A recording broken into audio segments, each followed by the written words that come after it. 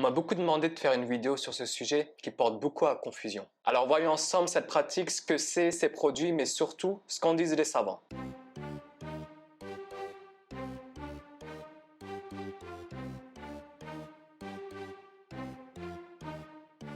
Salam les investisseurs impactants, ici Bouteba et bienvenue sur ma chaîne qui vous aide à reprendre le contrôle de vos finances en accord avec vos principes éthiques et islamiques. Investir dans le Forex, les CFD, conforme, non conforme?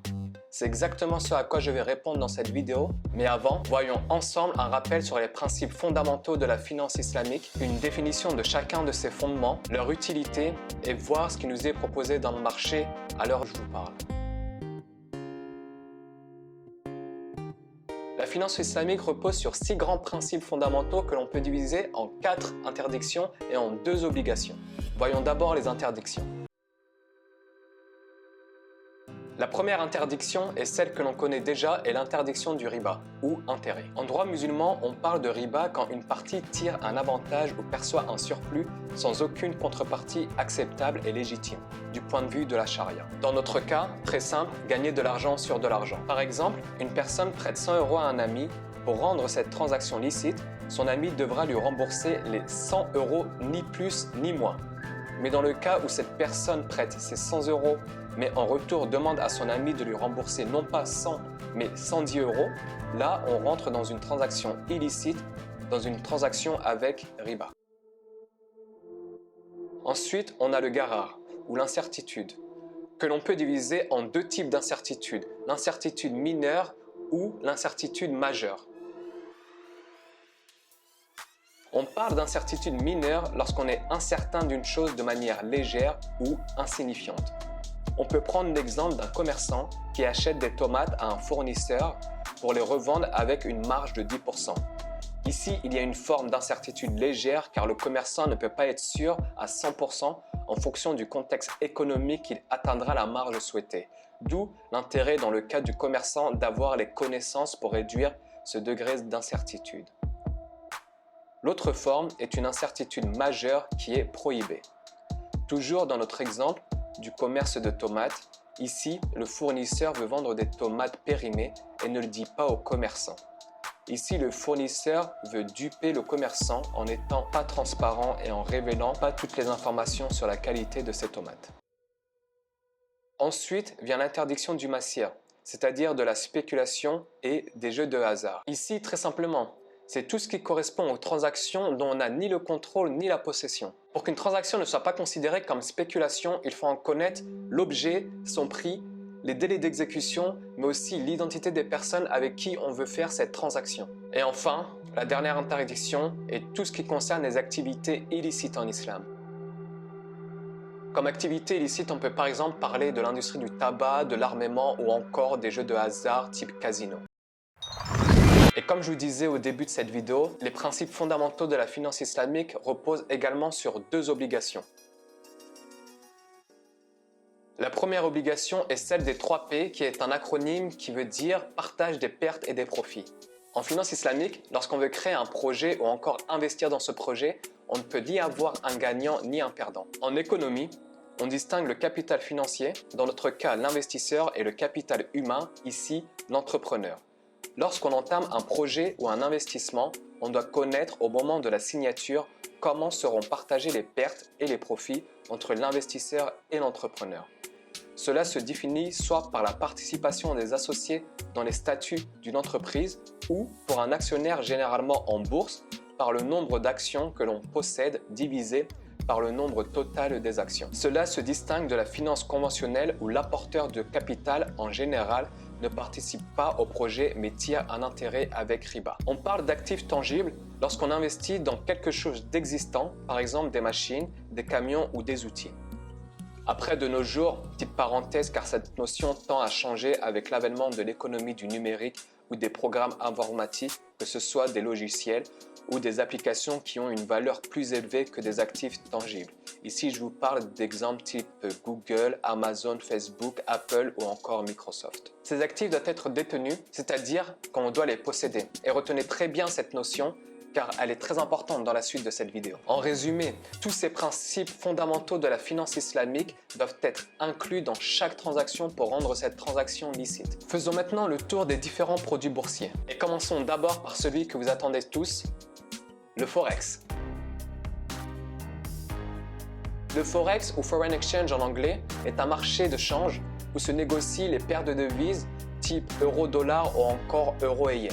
Un exemple très simple. Disons que j'ai 1000 euros que je convertis en dollars et le lendemain, je reconvertis ces dollars en euros qui valent non plus 1000 euros mais 1010 euros, soit un profit de 10 euros. Dans cet exemple, rien de problématique, c'est tout à fait licite.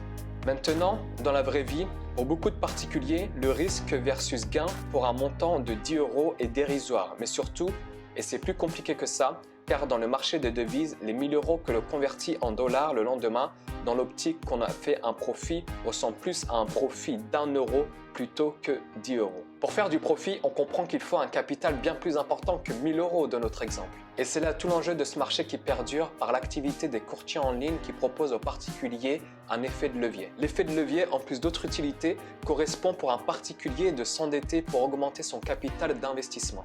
Dans notre exemple, au lieu de convertir 1000 euros, le courtier nous offrira un effet de levier de 50, c'est-à-dire une capacité d'investissement de 50 000 euros. Souscrire à l'effet de levier est tout à fait permissible seulement lorsque la valeur empruntée est égale à la valeur remboursée. Cependant, les courtiers en ligne, en proposant ce service, chargent un intérêt qui n'est qu'autre que riba, qui rend cela impermissible. J'imagine déjà dans les commentaires qui diront « Oui, mais si j'utilise pas l'effet de levier et que j'utilise un compte islamique, du coup je peux investir ». Ah ouais? Voyons si c'est possible alors. Compte islamique ou non, le courtier en ligne propose les mêmes services, dont le compte sur marge qui permet l'effet de levier. La différence se trouve sur l'absence de swaps forex ou rollover forex pour le compte islamique.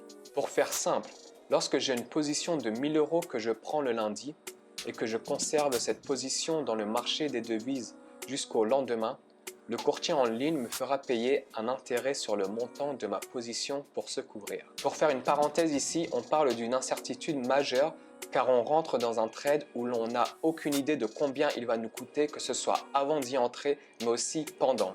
Enfin bref, fermons cette parenthèse. Concernant le compte islamique, la différence est qu'on n'a pas de swaps, mais à la place des frais administratifs. On est d'accord alors, swaps ou frais, le montage est clairement le même. La finalité est que vous payez un intérêt au courtier qui couvre votre argent dans les marchés des devises. Oui, mais dans ce cas, si je n'utilise pas l'effet de levier et que je liquide mes positions le jour même, je peux investir alors? Ah, c'est vrai que ça peut l'être, mais... Souvenons-nous des principes fondamentaux de la finance islamique qu'on a vu au début de cette vidéo, qui sont les 3 interdictions de spéculation, intérêt ou encore incertitude, et des 2 obligations dont l'adossement à un actif. Lorsqu'on investit dans le Forex, en utilisant les courtiers en ligne, on n'achète pas directement la monnaie, mais un CFD. Alors les CFD, ou contrats pour différence, est une forme de trading de produits dérivés qui sont des instruments financiers dont leur valeur est définie par la valeur d'un ou de plusieurs actifs sous-jacents. Les CFD permettent de parier soit à la hausse ou à la baisse.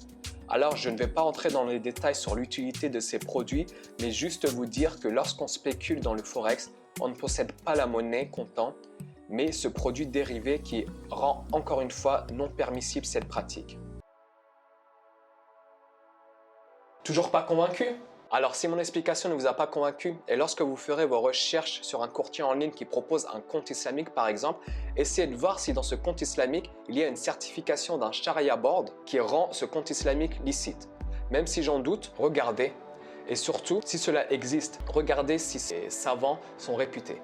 Après, même si dans tous les cas vous décidez d'investir dans ce marché, il faut savoir que c'est un marché très risqué. Quand je dis risqué, les chiffres ne mentent pas. 90%, soit 9 personnes sur 10, perdent lorsqu'ils font du Forex. Une raison de plus pour s'écarter de ce type d'investissement et de se rapprocher d'investissements qui, eux, sont licites. Et si vous voulez en savoir plus sur ces types d'investissements halal, je vous ai mis un lien dans la description qui vous permettra de télécharger mon guide gratuit qui répond à cette question. Mais aussi, n'hésitez pas à regarder mes vidéos, à vous abonner si vous ne l'avez pas encore fait, à me laisser un pouce bleu, ça m'aide grandement au développement de cette chaîne, et aussi à me laisser un commentaire si vous avez des questions. Je répondrai à tous vos commentaires.